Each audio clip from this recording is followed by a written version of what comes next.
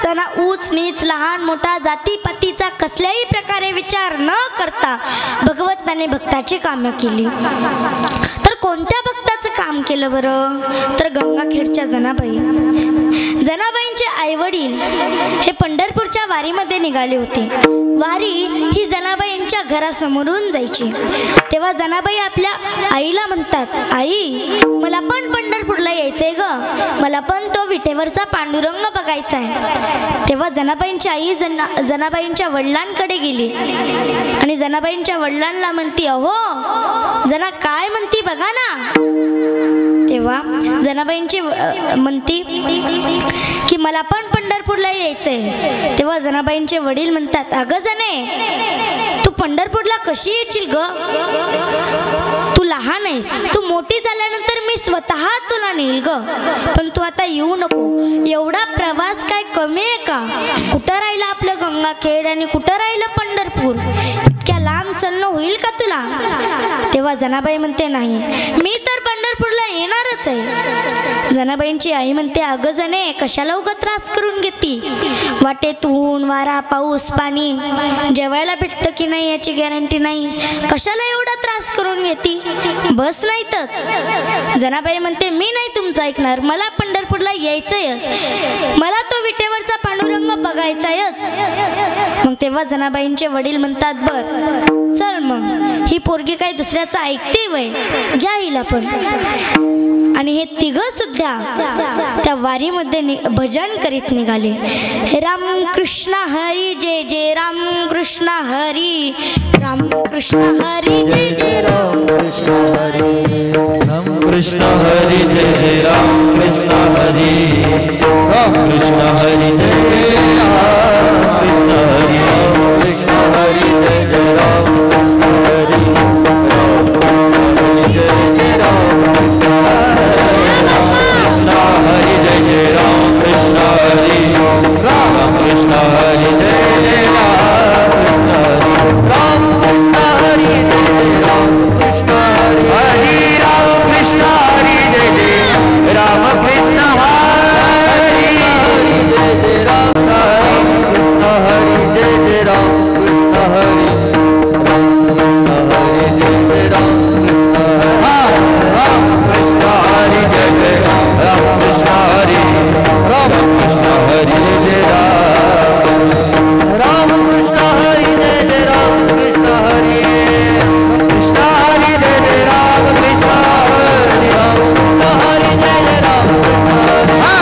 कृष्ण हरि जय जय राम कृष्ण हरि, राम कृष्ण हरि जय जय राम कृष्ण हरि, राम कृष्ण हरि जय जय राम कृष्ण हरि, हरि जय जय राम कृष्ण हरि, राम कृष्ण हरि जय जय राम कृष्ण हरि, जय जय राम कृष्ण हरि, राम कृष्ण हरि जय राम कृष्ण हरि, राम कृष्ण हरि जय जय राम कृष्ण हरि, राम कृष्ण हरि जय जय राम कृष्ण हरि. असं भजन करीत ते तिघं सुद्धा वारीमध्ये निघाले होते.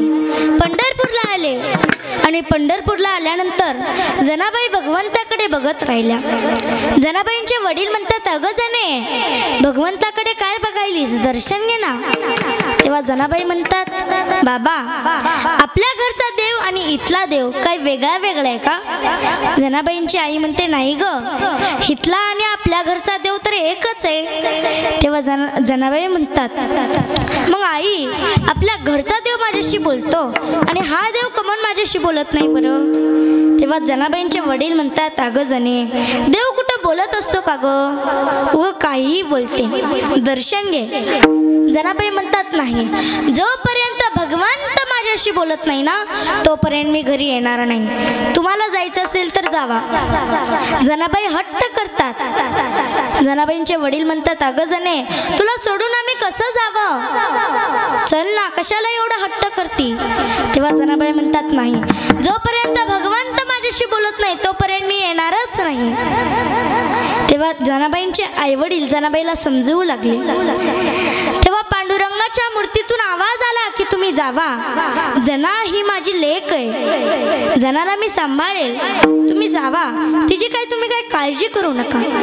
मग भगवंताच्या सांगण्यावरून जनाबाईंचे आईवडील तिथून निघून गेले आणि जनाबाईंनी आपलं मस्तक भगवंताच्या चरणावर ठेवलं आणि झोपी गेल्या. दुसऱ्या दिवशी सकाळी नामदेवरायांचे वडील दामाशेठ हे काकड्या आरतीसाठी आले. तेव्हा जनाबाई तिथं रडत होता. हे पाहून जनाबाईंना त्यांनी घरी नेलं. नामदेवरायांची आई गोनाई अंगण झाडत होती. तिनं हे पाहिलं आणि गोनाई माता म्हणते, अहो ही कोण आणली आता? आधीच आपल्या घरामध्ये 14 तोंड आहेत आणि हिला कशाला आणली? तेव्हा नामदेवरायांचे वडील म्हणतात, अगं ही जना आहे, देवळामध्ये एकटीच होती म्हणून मी तिला आणलंय, राहील आपल्यासोबत, खाईल अर्धीकोर, कशाला चिंता करते? तेव्हा गोनाई माता म्हणते, अर्धीकोर? अहो ही तर 4 भाकरी खाणारी दिसते की 4. आता मला सांगा, जनाबाई ह्या माझ्या एवढ्याच होत्या, जनाबाई काही 4 भाकरी खाताल का हो? सांगा, मी काय 4 भाकरी खाते असं तुम्हाला वाटतं का? वाटतं का? नाही का? नाही का वाटतं? अहो पण ती गोनाई माता म्हणायला लागली, ही तर मला 4 भाकरी खाणारी दिसायली की. जनाबाई हसून म्हणतात, हो मला 4च भाकरी लागतात बघा, पण मी या घरातली समधी कामं करील, धुणं धुईल, भांडे घाशील, दळण दळील, गवऱ्या थापील, समधी कामं करील. आणि जनाबाई गोनाई माताला म्हणतात, द्या तुमच्या हातातला झाडू, आणि सरसरा झाडायला लागतात. जनाबाई हे सगळं काम करायच्या, धुणं धुवायच्या, भांडे घासायच्या, गवऱ्या थापायच्या, दळण दळायच्या, सगळे कामं करायच्या. पण मला सांगा, जनाबाई ह्या कशासाठी आलत्या बरं? पांडुरंगाचं दर्शन घेण्यासाठी आलत्या, पांडुरंगाचं भजन करण्याकरिता आलत्या, पांडुरंगाचं नामस्मरण करण्याकरिता आलत्या. परंतु त्या कामामुळं जनाबाईला जाता येत नव्हतं. जेव्हा जनाबाई देवळात निघायच्या तेव्हा गोनाई माता हाक मारायच्या, जने कुठं निघालीस? देवळात निघाले. सकाळचं जेवण कुणी बनवायचं? डबल जनाबाईंनी माघारी यावं, ते जेवण बनवावं, जावं. गोनाई मातेनं हाक मारावी, जने कुठं निघालीस? देवळात निघाले. झाडून आणि भांडे कुणी घासायचे? डबल जनाबाईंनी माघारी यावं, झाडून काढावं, भांडे घासावेत. असा सगळा दिवस जायचा, परंतु जनाबाईला काय भगवंताकडे जाता येत नव्हतं. म्हणून पुन्हा जनाबाईंनी असं ठरवलं की आता आपण भगवंताकडे जायचं नाही, तर भगवंतालाच आपल्याकडे बोलवून घ्यायचं. आणि जनाबाई जेव्हा पहाटे उठून दळण दळत होत्या तेव्हा जनाबाईंनी काय केलं? भगवंतालाच बोलवायला चालू केलं. सुंदर अशा ओव्या म्हणायच्या, सुंदर माझे जाते ग फिरते भौतुके, सुंदर माझे जाते ग फिरते भौतुके, ओव्या गाऊ कौतुके तू ये रे बा विठ्ठला, गाऊ कौतुके तू ये रे बा विठ्ठला, ये रे बा विठ्ठला, ला तू ये रे बा विठ्ठला, रे बा विठ्ठला, गाऊ कौतुके तू ये रे बा विठ्ठला, ओव्या गाऊ कौतुके तू ये रे बा विठ्ठला, गाऊ कौतुके तू ये रे बा विठ्ठला. हरी सुंदर माझे जाते ग फिरते बहुता, सुंदर माझे जाते ग फिरते बहुता, हरी ओव्या गाऊ कौतुके तू ये रे बा विठ्ठला, ओव्या गाऊ कौतुके तू ये रे बा विठ्ठला, तू ये रे बा विठ्ठला, ये रे बा विठ्ठला, हरी ये रे बा विठ्ठला, तू ये रे बा विठ्ठला, हरी ये रे बा विठ्ठला, तू ये रे बा विठ्ठला, ये रे बा विठ्ठला, तू ये रे बा विठ्ठला, विठ्ठला विठ्ठला. असं सुंदर ओव्या म्हणायच्या. आणि या ओव्या ऐकल्या बरोबर तर पांडुरंगाने विटेवरून पटकीने खाली उडी टाकावी आणि जनाबाईंकडे यावं, जनाबाईंना दळण दळू लागावं. ओव्या गाऊनी ईश्वरात दासी जनीच्या घरात, दळण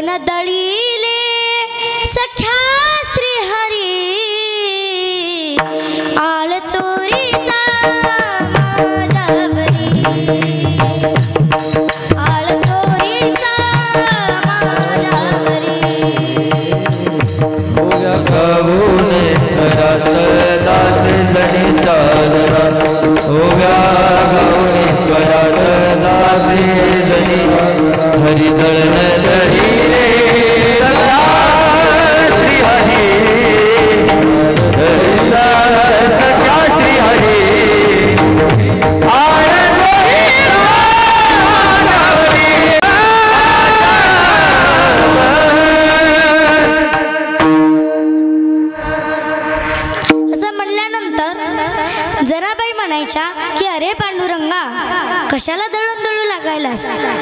नका लावू देवा हात दुखतील मन गट, नका लावू देवा हात दुखतील मन गट, एकली मी दळीते शिन मज नाही येत, पंढरीचा राया दळीतो जणीच्या घरात, जणीच्या घरात. जनाबाई म्हणायच्या, आहो देवा तुम्ही कशाला हात लावतात? तुमच्या कोमल हाताला, तुमच्या सुकुमार हाताला फोड येतील, तुम्ही नका दळण दळू लागू. मी एकटी आहे ना दळण दळू लागायला, मी दळण दळते. तेव्हा भगवान पांडुरंग परमात्मा म्हणतात, नाही गजने, माझ्या हाताला काही होत नाही, मी तुला दळण दळू लागतो.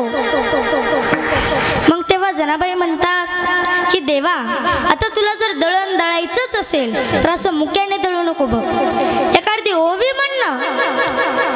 तेव्हा भगवंत म्हणतात, अगं जने मला कुठली ओवी येती, तूच म्हण. तेव्हा जनाबाई म्हणतात, कसला रे तू देव, साधी ओवी म्हणता येत नाही, आता मन माझ्या मागे. बघा जनाबाईंच्या मागे स्वतः पांडुरंग परमात्मा ओव्या म्हणत होता. आता तुम्ही काय करा, माझ्या मागे तुम्ही ओव्या म्हणा. सर्वांनी मोठ्या आवाजात ओव्या म्हणायच्या. पंढरीच्या वाटे नाही म्हणा, लागत ग थंडी वारा, विठू देव माझा हळू म्हणा, नेतो या ग माहेरा, विठेवरी उभा युग, युग झाले 28, विठूला ग माझ्या कोणी,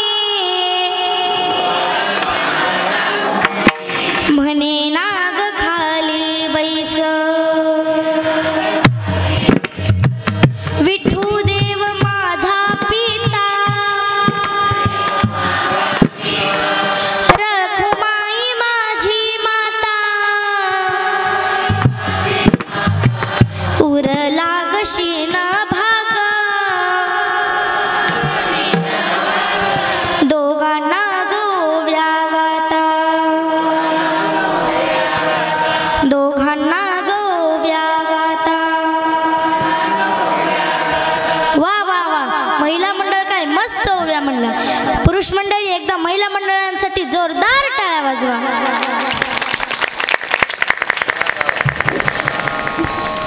आता तुम्ही जसं म्हणलात, विठ्ठल ग माझा पिता, रखुमाई माझी माता, तसंच भगवंत सुद्धा जनाबाईंच्या मागे म्हणले, विठ्ठल ग माझा पिता, रखुमाई माझी माता.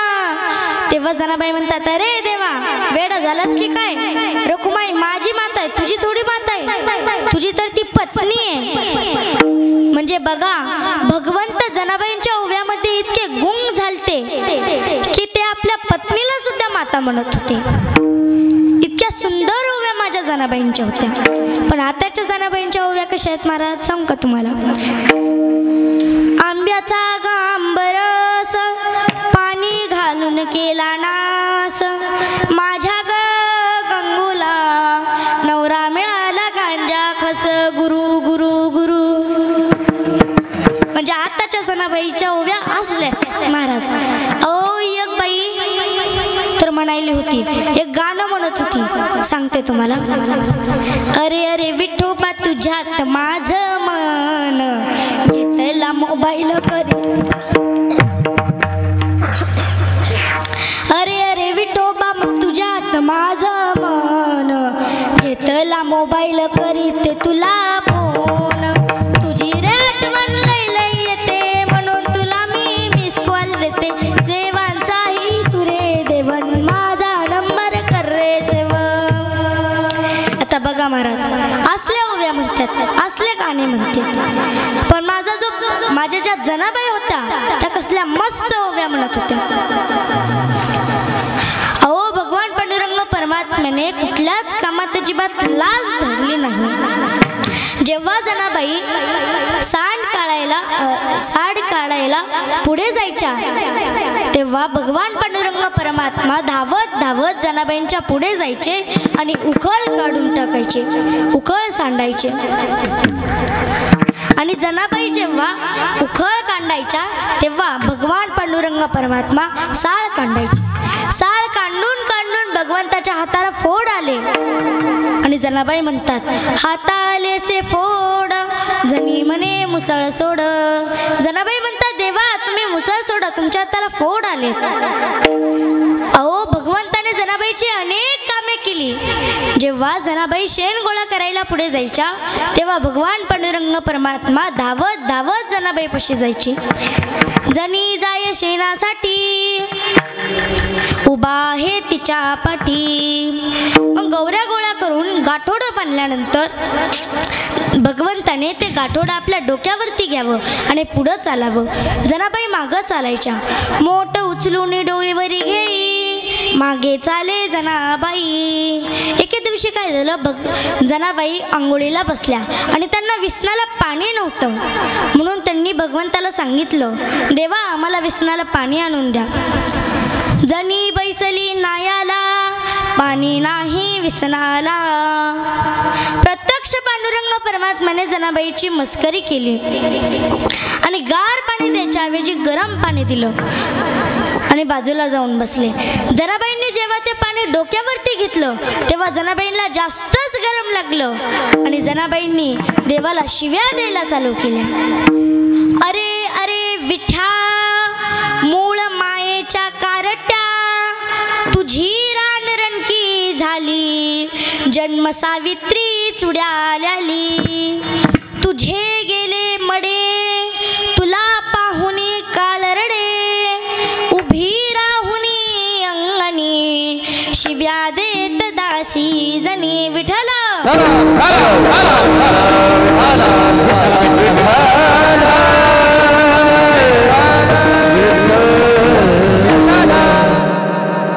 भगवंताने जनाबाईच्या अनेक कामामध्ये अजिबात लाज धरली नाही. भगवान पांडुरंग परमात्म्याने जनाबाईला साळ काढू लागले, जनाबाईला उखळ झाडू लागले, जनाबाईला दळण दळू लागले, जनाबाई सोबत कपडे धुवू लागले, जनाबाईला भांडे घासू लागले, गौऱ्या थापू लागले. सगळे कामं करताना भगवंताने अजिबात लाज धरली नाही. विठ्ठल विठ्ठल विठ्ठल विठ्ठल विठ्ठल विठ्ठल